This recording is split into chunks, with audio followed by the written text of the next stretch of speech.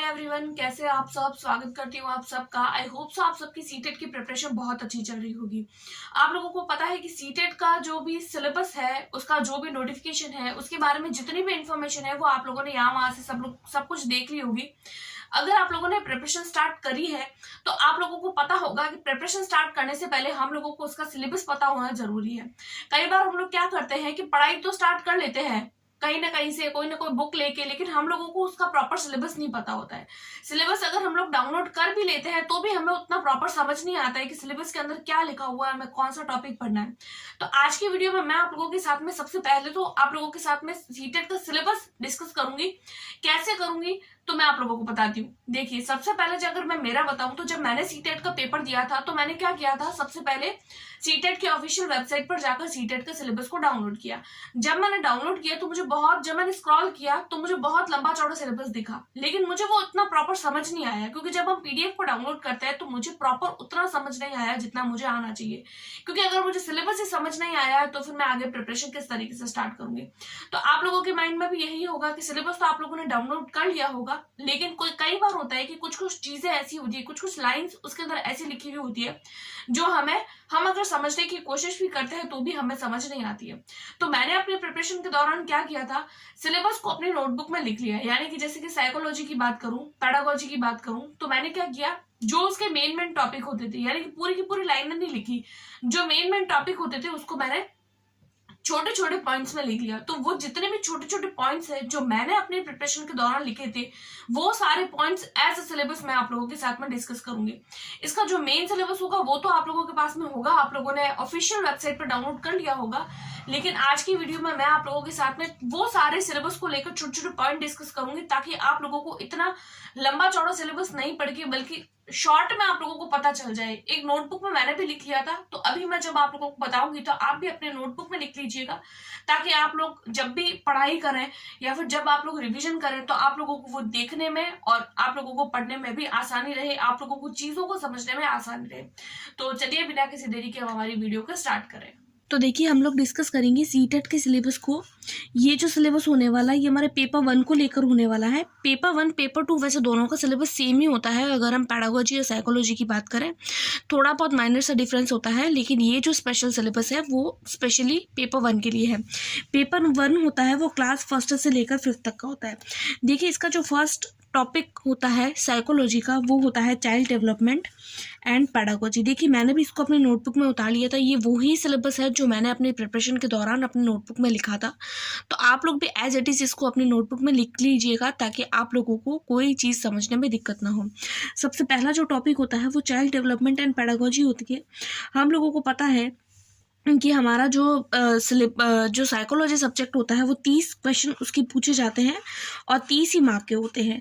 तो child development वाला जो टॉपिक है उसमें से सबसे पहला जो टॉपिक होता है वो होता है चाइल्ड डेवलपमेंट, यानी कि चाइल्ड डेवलपमेंट यानी कि प्राइमरी स्कूल चाइल्ड, यानी कि जो छोटे बच्चे होते हैं, छोटे बच्चों से रिगार्डिंग जितनी भी चीज़ें होती है। तो ये जो पहला टॉपिक है, ये पहला टॉपिक है, और इस पहले टॉपिक में से 15 क्वेश्चन हम लोगों से पूछे जाते हैं, यानी 15 क्वेश्चन सिर्फ इसी टॉपिक में से पूछे जाएंगे।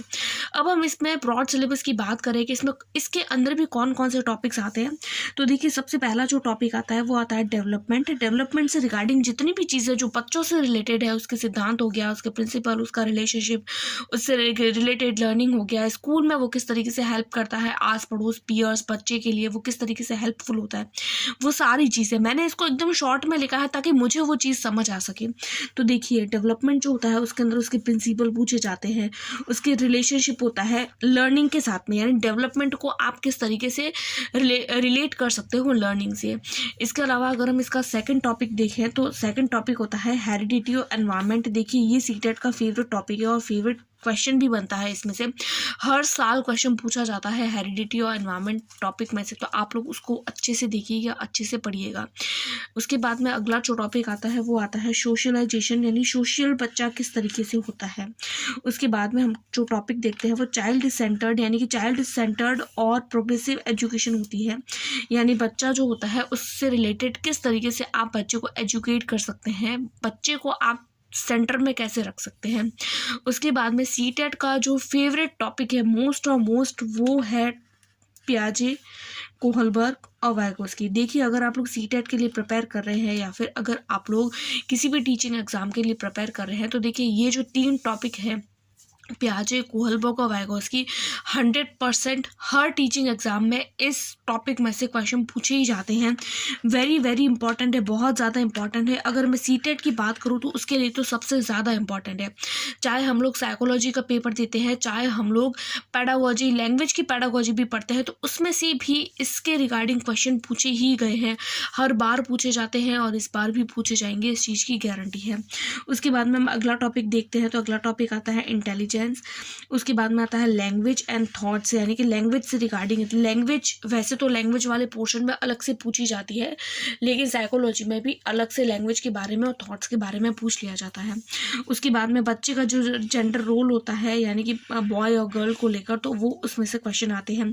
इंडिविजुअल डिफरेंसेस होते हैं बच्चों में, तो उसमें से भी क्वेश्चन पूछे जाते हैं। उसके बाद में हम देखें असेसमेंट।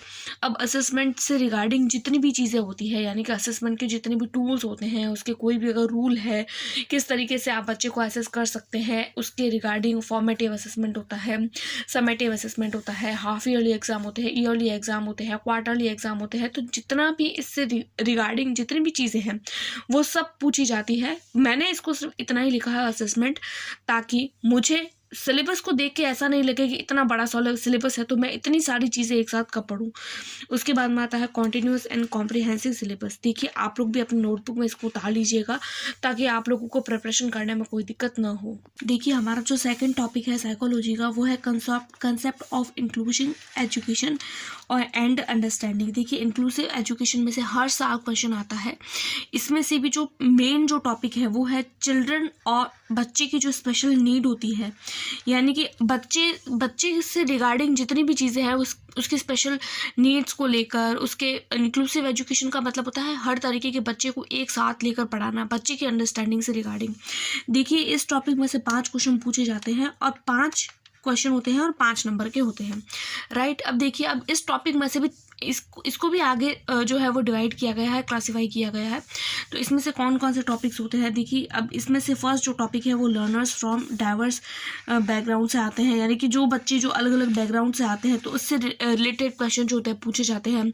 लर्निंग, अगला जो टॉपिक है वो है लर्निंग डिफ़िकल्टीज़, यानी कि बच्चे जो स्पेशल नीड वाले होते हैं तो उन्हें कोई भी चीज़ समझने में या फिर उनको स्कूल आने में या फिर उन्हें कोई भी चीज़ समझने में, हर काम करने में उन्हें डिफ़िकल्टीज़ रहती है, तो वो उससे रिलेटेड कुछ ना कुछ उसके कॉन्टेक्स्ट में क्वेश्चन पूछ लिए जाते हैं।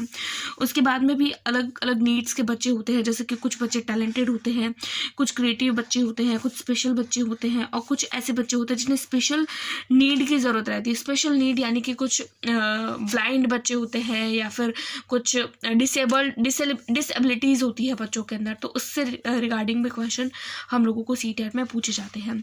तो 2 टॉपिक हमारे कंप्लीट हो जाते हैं। ये दोनों टॉपिक मिला के हम लोगों से 20 मार्क के पूछे जाते हैं। तीसरा अगर मैं टॉपिक आप लोगों को बताऊं तो लर्निंग एंड पैडागोजी होता है। देखिए, इस टॉपिक में से जो होते हैं वो 10 क्वेश्चन पूछे जाते हैं और 10 क्वेश्चन जो होते हैं वो 10 मार्क के होते हैं, यानी 10 मार्क 10 क्वेश्चन। इसमें से सबसे पहला टॉपिक आता है वो आता है स्कूल परफॉर्मेंस, यानी बच्चा स्कूल में किस तरीके से परफॉर्म कर सकता है। देखिए, जिस तरीके से सिलेबस दिया गया है, इसमें जिस तरीके से जो है वो टॉपिक को डिवाइड किया गया है, तो हर साल फिक्स है कि किस टॉपिक में से क्या क्वेश्चन आने वाला है, तो वही क्वेश्चन फिक्स रहते हैं और वही रिपीटेटिवली पूछे जाते हैं।